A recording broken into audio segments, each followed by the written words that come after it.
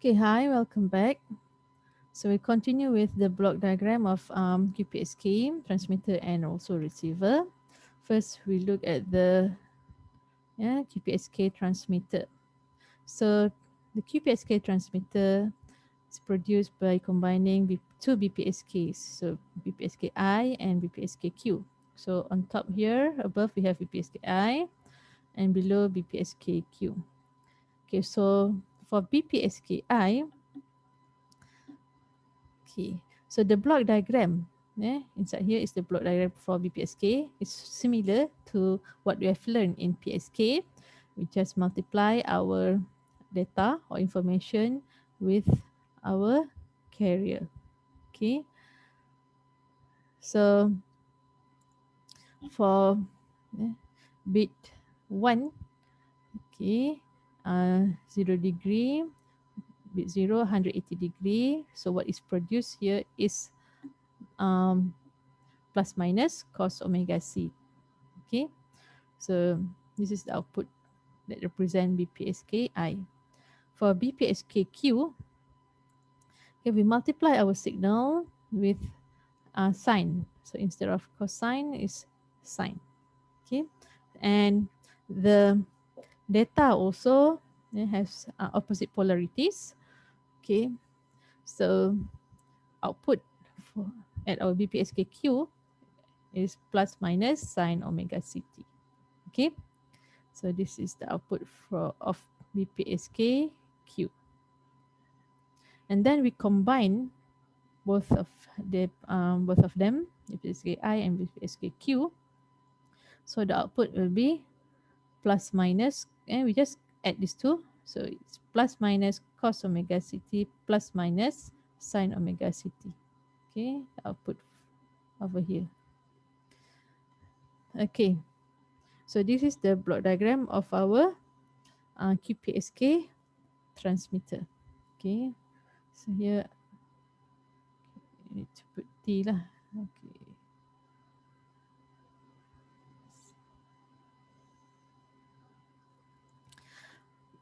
Here we have BPF. So BPF, so we have BPF in our transmitter or receiver to reduce any noise. Okay. So this the output from our BPF will be sent to the receiver and demodulated at our receiver. Okay. So here we have our bit series, the original bit series. So here we will have our serial to parallel converter. So we have the original bit streams here. We will, and here we will convert to I and Q channels. Okay, so this way we transform the one binary series into two series. Okay, and then at the each of the BPSKs, logic 1 is given plus 1, 0, minus 1. So basically the opposite signs, meaning 180 degree difference. Okay, so the from this equation, plus minus cos omega ct and plus minus sine omega ct, we can have 4 different combinations. Okay, so the different combination is can be plus cos, plus sine, minus cos, minus sine, plus cos, minus sine, and minus cos plus sine. So these are the 4 possible outputs from our QPSK. Okay, so this is at the transmitter. So let's look at the receiver. Okay, so this is the block diagram of our receiver. Okay, so the output from our transmitter will be sent to our receiver, FBPF, and then the same signal will be splitted to I and Q, the I and Q channels. So the I channel will be the signal, and for I channel will be multiplied by cos omega ct. For Q channel, multiplied by sine omega ct. Okay. So in this example, the input to our QPSK receiver is plus cos minus sine. Okay, plus cos minus sine. So we will multiply this signal, plus cos minus sine, and both of them with cos omega ct and, and sine omega ct. So this is actually from our carrier lah, we multiplied signal with our carrier. And then after output of our balance modulator, our multiplication here will have DC voltage and also the higher frequencies. And then after low pass filter, we'll obtain only the DC. Okay, so when you solve this, okay, let's try this one. So we got cos square omega ct minus cos omega ct sine omega ct. So this part we got half 1 plus cos 2 omega ct minus, okay, so this one will get the sideband signals, upper and lower sidebands. So check the formula. Okay, so for this you got half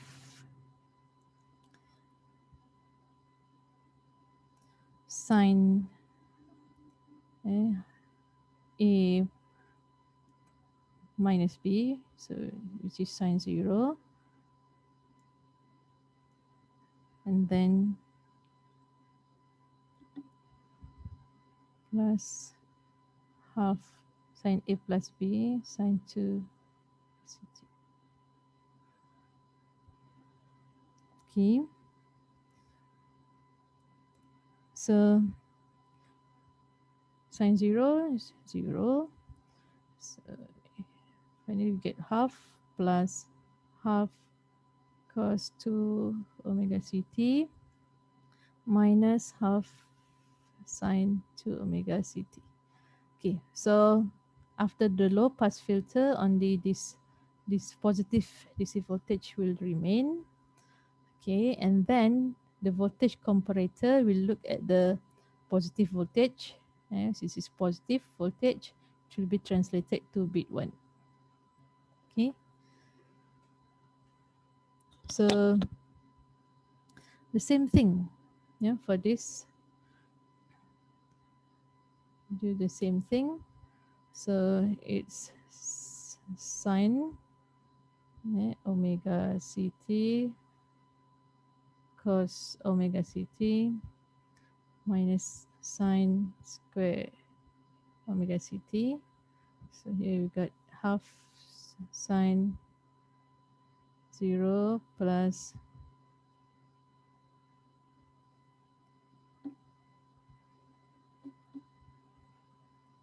half sine 2 omega ct, and then for minus sine square omega ct, okay, is equal to, if you look at the formula, okay, it's equal to half minus half cos, sorry, 2 omega ct.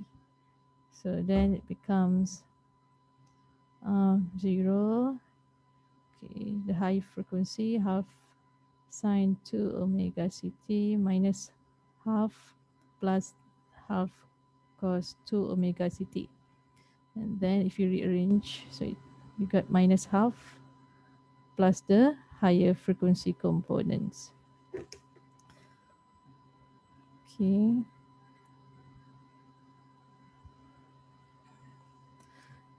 So for this second and the below part, we got minus half. Okay, so this is negative voltage. Negative voltage, since it's negative, we transform to bit 0. Okay, so what we got is 1 0. Okay, so at the output, okay, we got 1 0. If you look at the constellation diagram, okay, this is just to check whether what we detected is actually correct. Okay, so this is cos omega c minus cos, and then sine minus sine. So this is zone 1, then 0, 1, then 0, 0, 1, 0. Okay, so over here the equation is yeah. So the equation here is, and to get here is plus cos minus sine, right? Okay, so plus cos minus sine go down. It's 1 0. So this is the same with what we detect at our receiver. It's 1 0. Okay, so you can try using different inputs to our receiver, whether it's plus cos, plus sine, or others, and you should be able to obtain the respective bits at the receiver. Okay.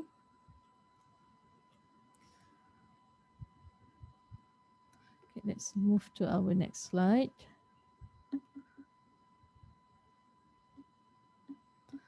Okay, so in terms of probability of error, for QPSK, the equation is similar to BPSK. So this is actually the same as our BPSK that we used before. So there's one metric that we can use to compare the performance of different multi-level shifting techniques. So which is carrier to noise ratio, okay, which is also meaning our SNR lah. So ratio of carrier to noise power, carrier to noise power. Okay.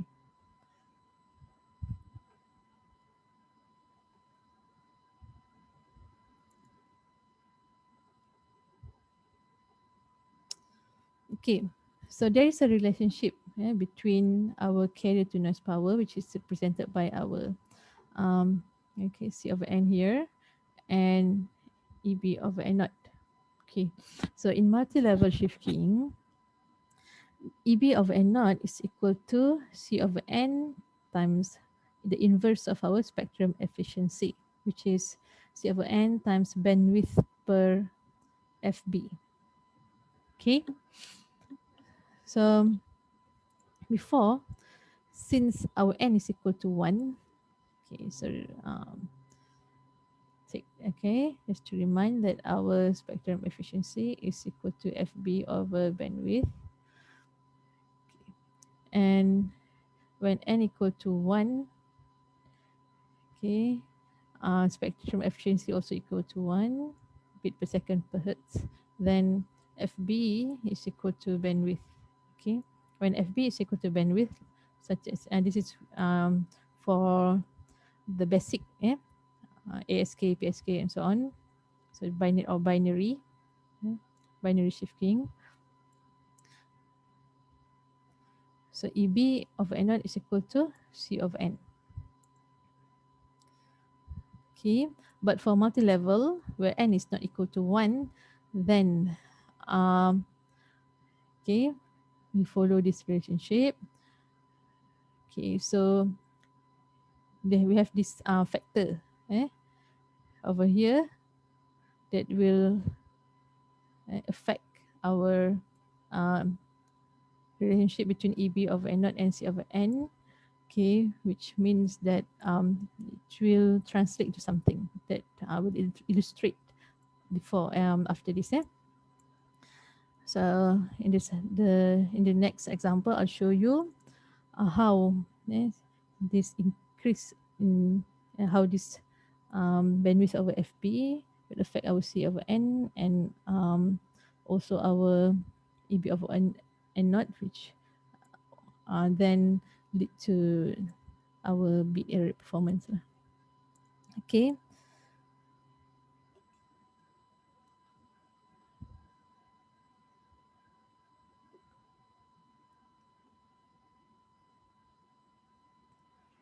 Okay, let's look at this example. Okay, compare the ratio of carrier to noise power needed to send data at 120 megabit per second using BPSK and QPSK. If bit error rate required, it's 1.8 times 10 to the power of minus 7. Okay, here bit error rate required is given. Okay, and with that we know the equation PE for PSK, yeah, and also QPSK is equal to half error function square root of EB over N naught. Okay, so if we look at the table, the error function table,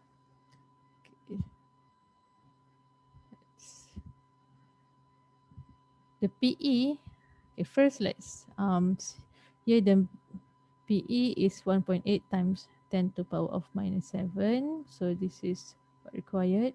Then this is will be equal to our half of error function square root EB of N naught. Okay, meaning that we multiply by 2, so it's 3.6 times 10 to the power of minus 7.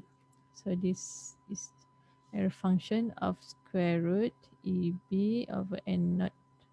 Okay, so based on this line, we need to find the value of our function inside here. What's the value for PE 3.6 times 10 to the power of minus 7. So for this, we need to refer our table. Okay, let's go. Let's look at our error function table appendix here. Okay, so it's 3.6. Okay, so 3.6 times 10 to the power of minus 7. So the closest one is this. So the values inside our error function should be 3.6. Oops. Okay. It's gone already. Okay, it's okay. So we know that 3.6 times 10 to the power of minus 7. Okay, the value inside our error function should be 3.6, right? Where this 3.6 is equal to square root of EB over N naught. So then 3.6 square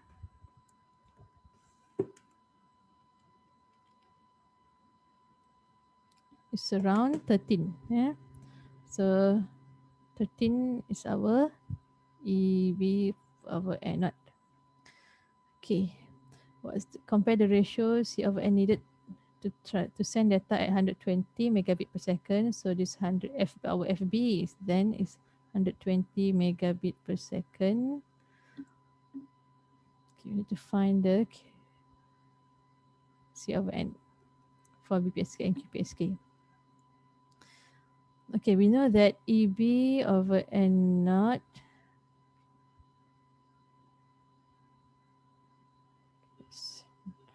draw it nicer. So it's EB over N naught is equal to C over N times our inverse of spectrum efficiency, which is bandwidth over FB. Okay, and we know that our EB over N naught is equal to 13. Okay, it's equal to C over N times bandwidth over FB. Okay, so for BPSK, okay, the inverse of our spectral efficiency is equal to 1, right? Okay, because we know that spectral efficiency, okay, equal to 1 bit per second per hertz for BPSK, meaning that, okay, the bandwidth over FB then also is equal to 1. Okay, so here then is equal to 1 lah.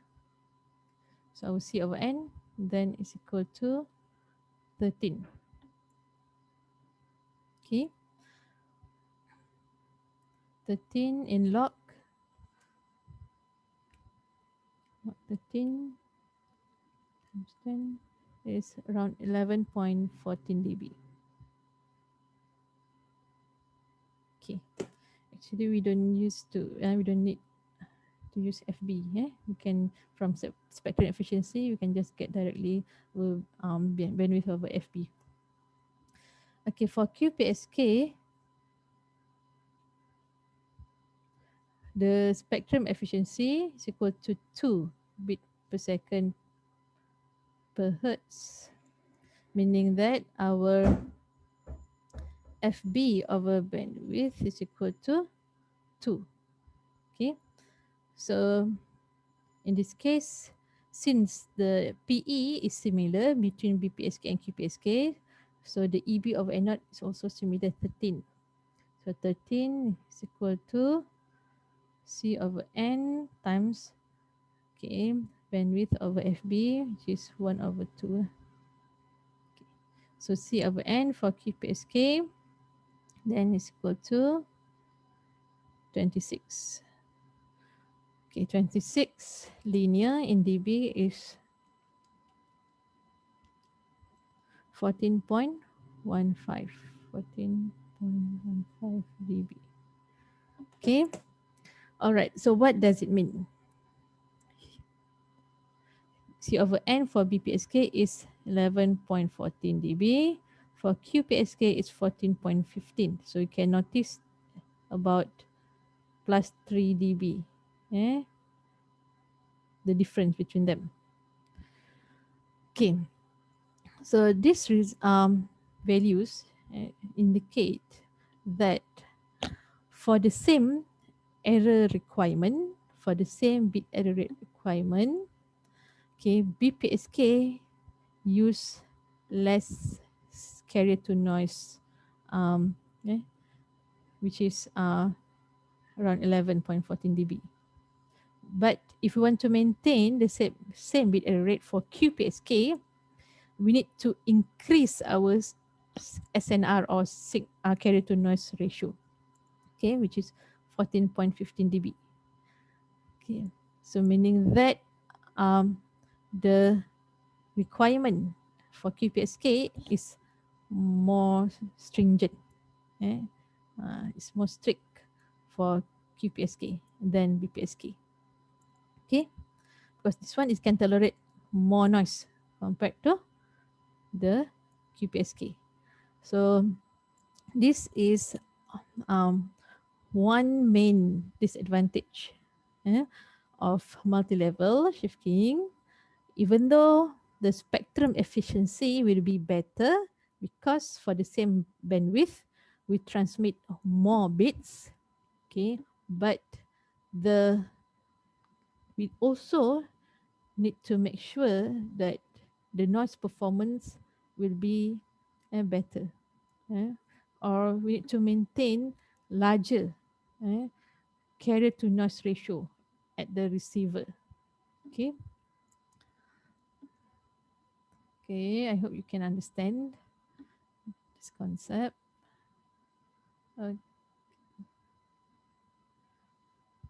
So that is this is it with QPSK. Okay, and this is a more general MRE.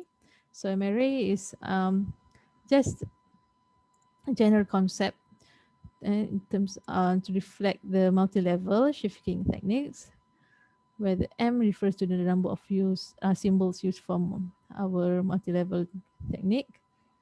So this M can be 8, 16, 32, and so on.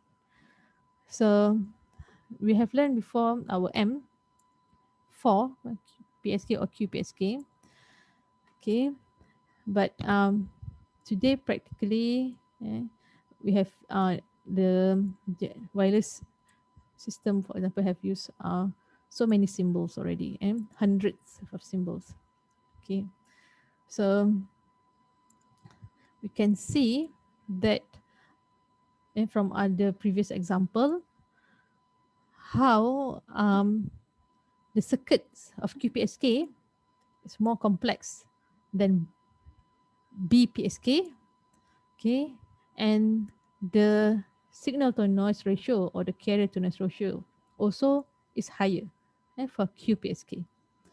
So for even higher than QPSK, like 8, 64, or even hundreds, you can imagine how much more complex the circuit can be, and in terms of carrier to noise ratio also will be much higher.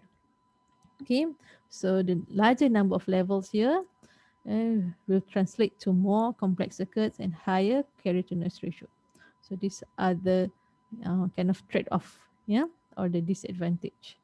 But the good thing is that by having this multi-level PSKs, we can have faster, because more information can be transmitted.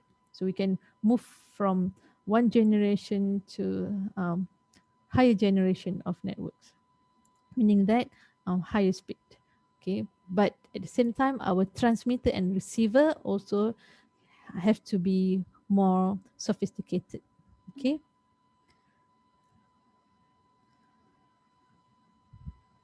all right. So this one just compare between different multi-level PSK.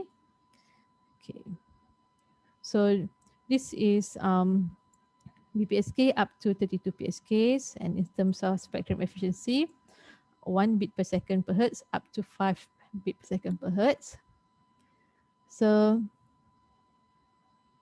the carrier to noise ratio and that we have to maintain to make sure that our PE minimum is 10 to the power of minus 7. Okay, we have calculated for BPSK is 11.5, for QPSK is 14.5. Okay, we can can look here.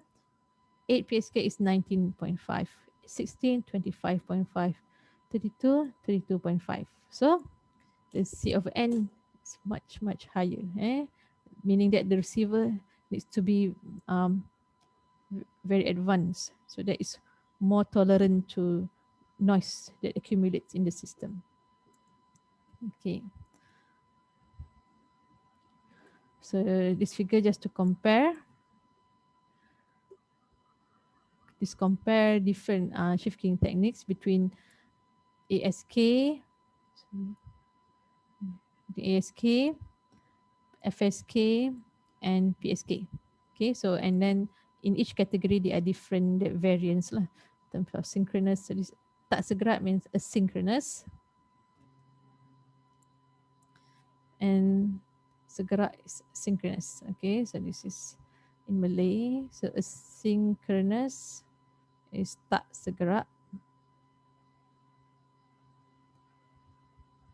Synchronous is segerak. Okay, um, so this belong to ASK punya, like SK performance.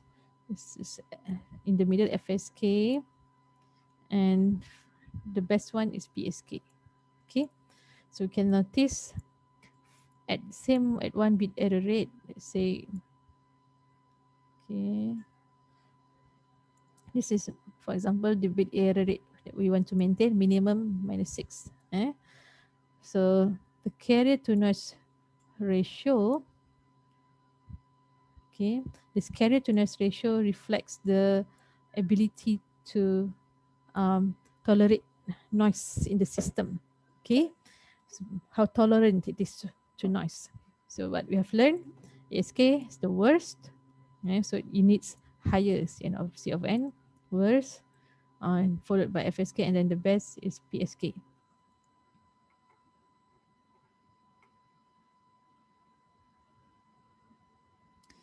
Okay, so and this graph compares the same technique but different M values. Okay, so let's say if we move from 2, 4, 8 up to 32, you can see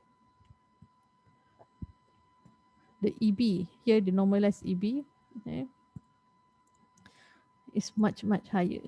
Okay, meaning that we need to um, give more energy to our signal so that it can has a larger difference to noise.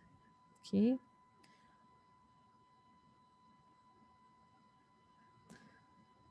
all right, so that's it, yeah, for our today's topic on multi-level shifting techniques. So hopefully you'll be able to answer and to reflect on these questions, uh, especially for this chapter. What are the three dominant modulation techniques in digital system? The difference between them, relationship between bit rate and baud rate, difference between standard PSK and MPSK, what is the advantage of MPSK, and how do you compare synchronous and asynchronous receiver? Okay, I will put some review questions as usual in our e-learning, and you can um, answer, and please answer those review questions and also reflection question on what you have learned, so that it's a proof of your attendance. Okay, so let's look at uh, the tutorial. Where's the tutorial?